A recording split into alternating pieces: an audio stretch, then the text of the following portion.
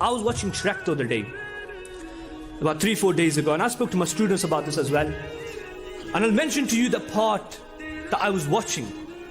There's this king to be, he's with the ogre, and he says, I am going to become a king or something said along those lines, but I'm going to rule the world on rock and roll, baby. Then he did this. Don't record this because I don't want this story now saying Imam Sahib's part of them as well. I've got nothing to do. But he makes a sign. He does a sign, and everyone, when I saw that, I thought, this is what desensitization means. Straight after, the next part comes a guy with an eye in the middle of his head. Guys, you have to be stupid to say, you know what, this is just cartoon. This is just cartoon, there's nothing bad about it. When I saw that, I switched the TV off. I said, my brothers and sisters, come and watch this.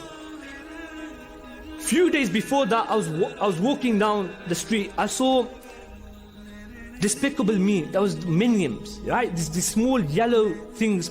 They've got one eye in the middle of the head. And I thought to myself, subhanallah, signs are evident.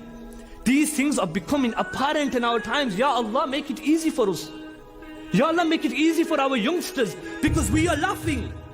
We are laughing. Go home and check what desensitization means. Go find out what they're doing to you. Monsters Inc. We're laughing at the monster with a small guy with one eye in the middle of his head. You got American Dad, the man who's produced that is an atheist.